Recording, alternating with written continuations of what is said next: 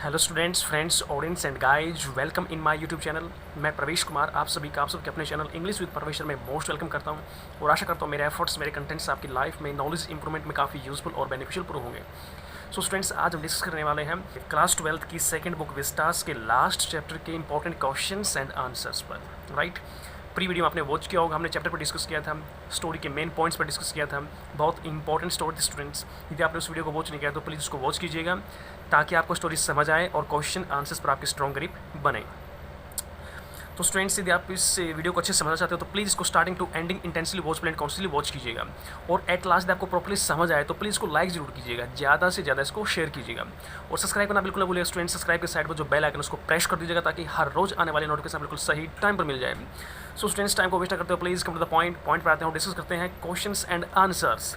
तो students please comments भी क्या करो, आपके कमेंट्स से वीडियो मेकर का कॉन्फिडेंस बूस्ट होता है और मुझे पता लगता है कि आपको कहाँ डाउट है, कहाँ डाउट नहीं है, फीडबैक मिलता रहता है स्टूडेंट्स। ओके, तो कम टू द पॉइंट पर आते हैं, डिस्कस करते हैं। देखिएगा, important questions and answers, memories of childhood, last topic है 8th, ओके, क्लास 12 के लिए। देखिएगा first question, it may take a long time for operation. देखिए स्टूडेंट्स, यहाँ ओ साउंड प्रोड्यूस नहीं कर रहा है, ओ पर स्ट्रेस नहीं है, वीक स्ट्रेस है।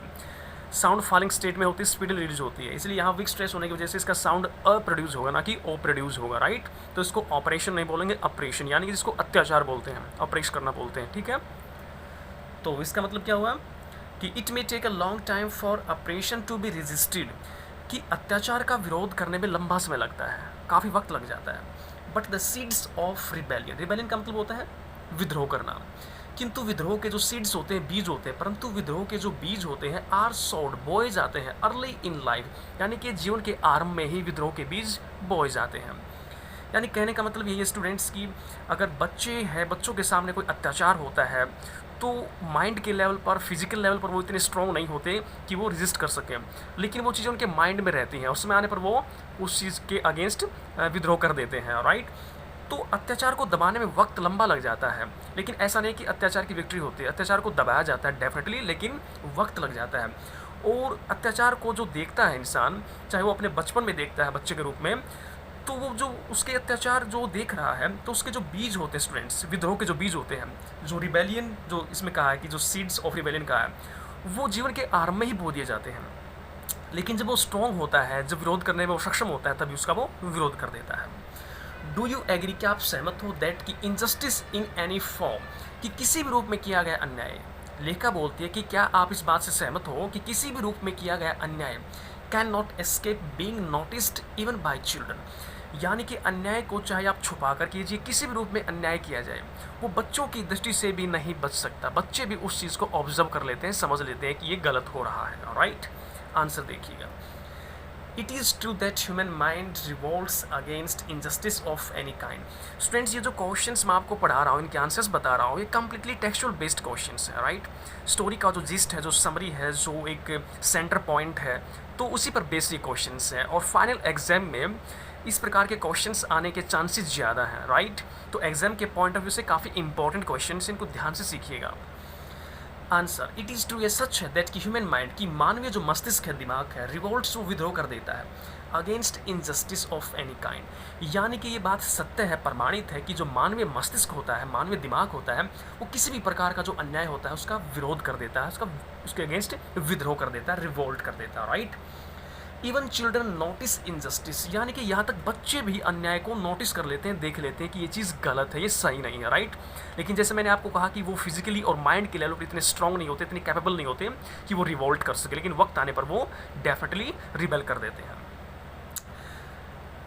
But at that time they are too weak, किंतु उस समय वे काफ़ी कमज़ोर होते हैं। कमज़ोर किस तरह से स्टूडेंट्स, बच्चे होते हैं, यानी कि माइंड के लेवल पर भी कमज़ोर होते हैं, फिजिकल लेवल पर भी कमज़ोर होते हैं, लेकिन वो नोटिस सब चीज़ें कर लेते हैं। टू फाइट अगेंस्ट इट, यानी कि इट किसके लिए है, अन्याय के लिए, अन्याय के विरुद्ध फाइट करने के लिए वो कमज़ोर होते हैं।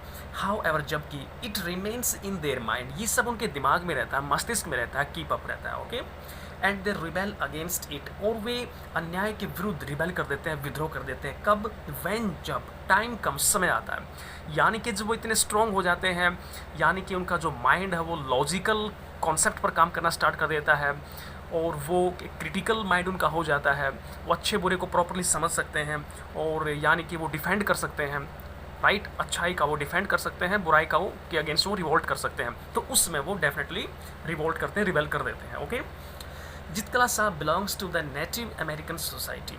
जितकला शाह जो राइटर है स्टूडेंट्स, ओके, जो मैंने कहा था कि ये अमेरिकन इंडियन वुमेन है, इसके जो पेरेंट्स फॉर फादर स्टूडेंट्स वो इंडिया से बिलोंग करते थे, लेकिन इसका जो बर्थ हुआ था स्टूडेंट्स राइटर जितकला शाह का वो अमेरिका में हुआ था।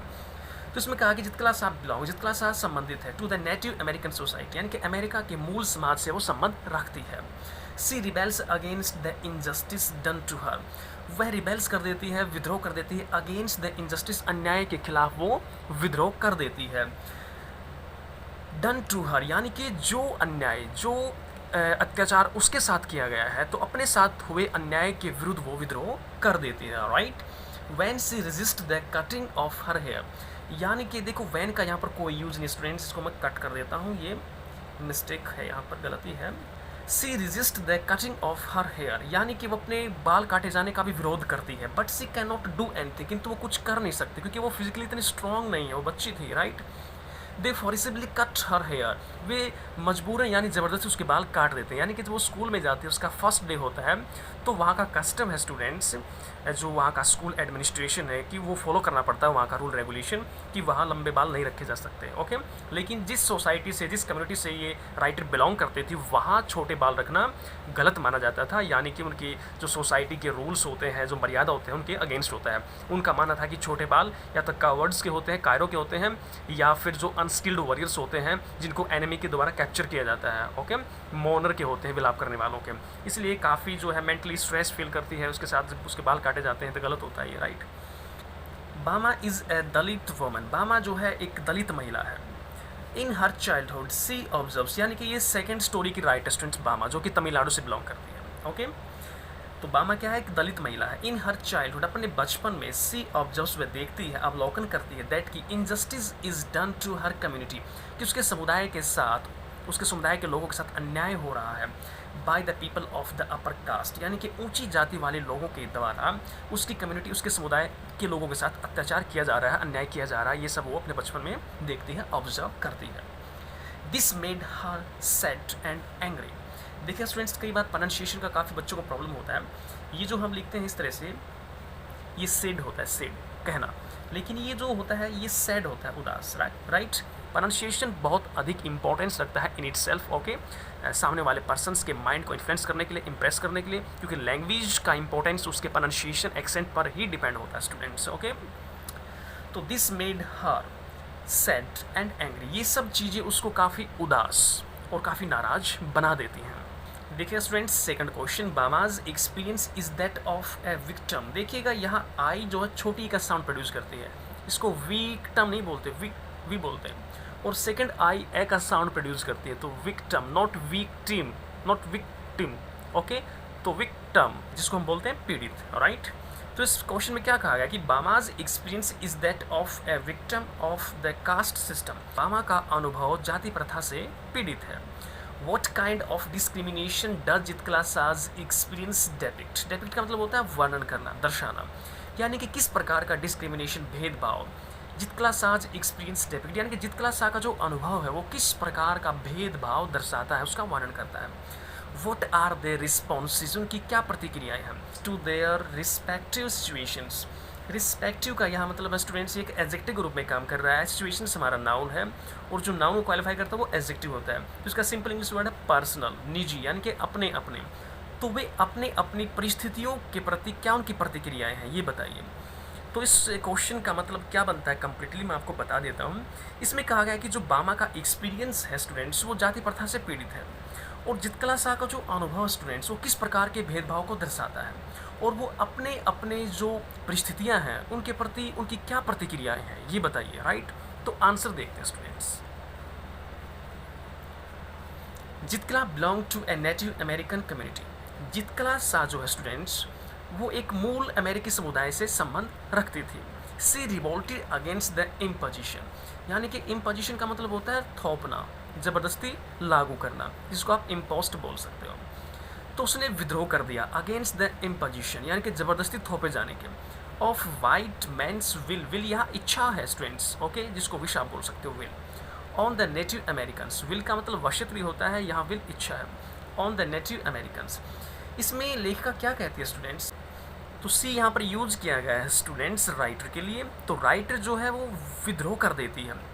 किस प्रकार का विद्रोह करती है, वाइट मैंस विल, यानी कि गोरे लोगों के द्वारा मूल अमेरिकी वासियों पर जो मर्जी थोपी जाती है, जो उनकी अपनी खुद की इच्छा है वो थोपी जाती है, उसके विरुद्ध विद्रोह कर देती है। कहने का मतलब ये स्टूडेंट्स की लेखिका अमेरिका में जो गोरे लोग हैं वो मूल अमेरिकी वासियों पर अपनी मर्जी, अपनी यानी कि इच्छा थोप देते हैं कि जो गोरे लोग चाहते हैं वहाँ के जो मूल अमेरिकी वासी है वही करेंगे। तो उनके विरुद्ध ये लेखिका विद्रोह कर देती है, उसने विद्रोह किया था। She did not like her hair to be cut, वह नहीं चाहती थी कि उसके बाल काटे जाएं। She decided to protest against it, उसने अन्याय के विरुद्ध विद्रोह करने का फैसला किया। सी हिड, ये जो हिड यहाँ लिखा गया है ये सेकंड फॉर्म है, हाइड हिड हिडन। तो she hid under the bed, वो बेड के नीचे छिप गई। But she was dragged out and tied to a chair, किंतु उसको ड्रैग्ड आउट घसीट कर बाहर निकाला गया, and tied to a chair, और कुर्सी के साथ बांध दिया गया। Then her hair was cut, तब उसके बाल काट दिए गए। सी क्राइड ए लॉट, बहुत अधिक चिल्लाई रोई। बट सी वॉज पावरलेस, किंतु वो शक्तिहीन थी, यानी कि वो इतनी समर्थ नहीं थी, फिजिकली इतनी स्ट्रांग नहीं थी कि वो खुलकर विद्रोह कर सके। राइट, देखिएगा next point. Bama belong to a low caste society, Bama जो है स्टूडेंट्स वो समाज के निम्न वर्ग से संबंध रखती थी। She notice the unjust and unfair, उसने देखा अनजस्ट अन्याय एंड अनफेयर गलत बिहेवियर व्यवहार को। अनजस्ट और अन्याय दोनों एडजेक्टिवली वर्क कर रहे हैं स्टूडेंट्स। तो उसने देखा था अन्याय और गलत व्यवहार को of the upper caste man to them, यानी कि ऊंची जाति वाले लोगों के द्वारा उनके व्यक्तियों के साथ जो अन्याय किया जा रहा था, जो एक गलत व्यवहार होता था, उसने लेखिका ने वो सब देखा था अपने बचपन में। But her brother told her, किंतु उसके भाई ने उसको बताया दैट कि she could get honour and dignity. Dignity होता है स्टूडेंट्स प्रतिष्ठा, जिसको मान बोलते हैं, गौरव जिसको बोलते हैं। ऑलराइट, तो उसके भाई ने उसको बताया था कि वो ये सब सम्मान, गौरव, प्रतिष्ठा प्राप्त कर सकते थे ओनली केवल व्हेन, जब सी वर्कड हार्ड, जब वो सख्त मेहनत करेंगी। यानी कि ये सारे सम्मान उसको मिल सकते हैं, उनकी कम्युनिटी वाले लोगों को मिल सकते हैं, लेकिन शर्त ये है कि उनको अपनी लाइफ में सक्सीड करने के लिए, अपनी पहचान बनाने के लिए मेहनत करनी पड़ेगी। राइट, तो उस बच्ची को क्या मेहनत करनी थी, उसे अपनी क्लास में फर्स्ट आना था, उसको पढ़ाई पर फोकस करना था, ताकि उसकी क्लास के जो स्टूडेंट्स थे, जो उसके जो सहपाठी थे, वो उससे मित्रता करें। यानी कि उसने कहा कि सम्मान प्राप्त हो सकते हैं व्हेन, जब सी वर्कड हार्ड, जब वह सख्त मेहनत करेगी, and made progress in life, और जीवन में वो तरक्की करेगी, तो उसको सारे सम्मान मिल सकते हैं। She worked hard and stood first in her class, उसने सख्त मेहनत की, जी जान लगाकर उसने पढ़ाई की लड़की ने, और वो अपनी क्लास में प्रथम आई। कौन, ये लेखिका। She got the respect of other classmates, और उसको अपने क्लास के जो उसके सहपाठी थे, जो छात्राएं थी, उनसे काफ़ी उसको सम्मान मिला। देखिए students, third question, how did Zitkala Sa behave in the breakfast hall, Zitkala Sa ने नाश्ते के कक्ष में, यानी कि ब्रेकफास्ट हॉल में किस प्रकार व्यवहार किया, कैसा व्यवहार किया। आंसर देखिएगा, the children gathered around a table, बच्चे टेबल के इर्द गिर्द इकट्ठे हो गए। जब लेखिका का फर्स्ट डे था स्कूल में, तो उसे उन लड़कियों की पंक्तियों में खड़ा कर दिया गया जो लड़कियां डाइनिंग रूम में जा रही थी, यानी कि खाने के रूम में, कक्ष में वो जा रही थी। तो वहाँ उसने देखा कि सभी बच्चे जो है टेबल के इर्द गिर्द खड़े हुए थे। ए बेल रैंग, एक घंटी बजी, and they took out chairs, और उन्होंने कुर्सियाँ बाहर निकाली। Zitkala Sa also took out the chair, Zitkala Sa ने भी कुर्सी बाहर निकाली, एंड सेट ऑन इट, और उस पर बैठ गई। देखिएगा स्टूडेंट्स, ये जो ऑन इट लिखा गया है, कुर्सी पर बैठना, यानी कुर्सी का जो सरफेस होता है वो फ्लैट तो होता है, लेकिन एक टेबल की तरह नहीं होता। उसकी लेग्स होती हैं स्टूडेंट्स, उसके हैंड्स होते हैं, तो हैंड्स की वजह से उसका सरफेस होता है, उसको अंदर माना जाता है। तो यदि कोई पहले से कुर्सी पर बैठा हुआ है तो उसको यही बोलेंगे कि he is seating in the chair. यदि कोई कुर्सी पर बैठ रहा है तो इन टू द चेयर बोला जाएगा। अब यहाँ ऑन इट लिखा गया है, तो स्टूडेंट देखिए ग्रामेटिकल वे की बात करें तो इनटू और इन ही सही होता है, लेकिन कई बार स्पीकिंग वे से और कई बार बुक्स के अंदर भी जो बुक्स पब्लिश होती हैं तो स्टोरी के अंदर हमें अक्सर मिलता है ऑन चेयर मिलता है, राइट, ऑन बेड, जबकि इन बेड होता है, इन चेयर होता है, राइट। लेकिन हम इसको इतना गलत नहीं ठहरा सकते कि ऑन अगर हमने चेयर लिखा है तो बिल्कुल ही गलत हो गया है। ओके, ये एक डीप ग्रामर की बात थी कि अगर हम डेप्थ में अगर जाना चाहते हैं ग्रामर की तो फिर वहाँ हम इन या इनटू का यूज कर सकते हैं। यदि पहले से कोई बैठा हुआ तो इन, और यदि कोई बैठ रहा उसकी प्रोसेस चल रही है बैठने की तो फिर इनटू यूज़ कर सकते हैं। अगर ऑन भी यूज़ कर रहे हैं तो ग्रामेटिकल वे से तो इसको गलत ही मानेंगे, लेकिन फिर भी ये यूज़ किया जा सकता है। But every one was still standing, किंतु अब भी, स्टिल का मतलब होता है फिर भी, जो बाकी स्टूडेंट्स थे वो सब खड़े हुए थे।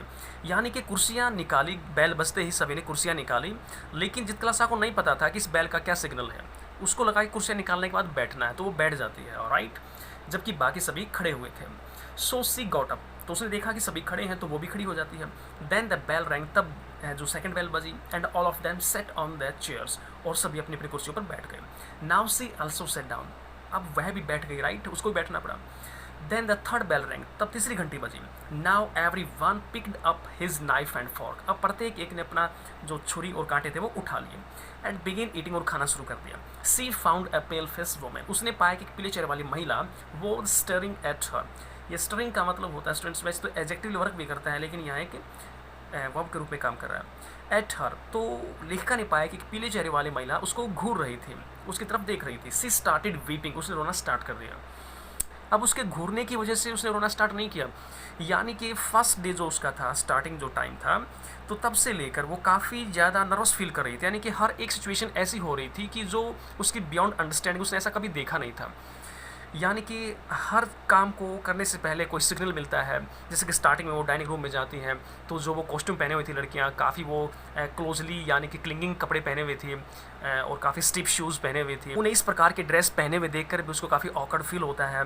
और फिर जब वो डाइनिंग रूम में जाते हैं तो वहाँ चेयर को कैसे निकालना है, कैसे बैठना है, कब खाना है, यानी कि हर एक चीज़ का सिग्नल था, यानी कि डिसाइड किया गया था। तो ऐसे एटमॉस्फेयर में वो एक स्ट्रेंजर की तरह थी, क्योंकि उसका फर्स्ट डे था स्टूडेंट्स, तो उसको हर एक चीज़ काफ़ी स्ट्रेंज लग रही थी वहाँ पर, इसलिए उसने रोना स्टार्ट कर दिया था। कोई भी चीज़ उसके अनुकूल नहीं थी जिसमें वो कंफर्ट फील कर सके। तो ये थे students questions and answers of the last chapter of the second book Vistas for class 12th। तो आपका सिलेबस स्टूडेंट्स कंप्लीट हो गया है, लिटरेचर कंप्लीट हो गया है। आशा करता हूँ आपको प्रॉपरली ये सब समझ आ रहा होगा।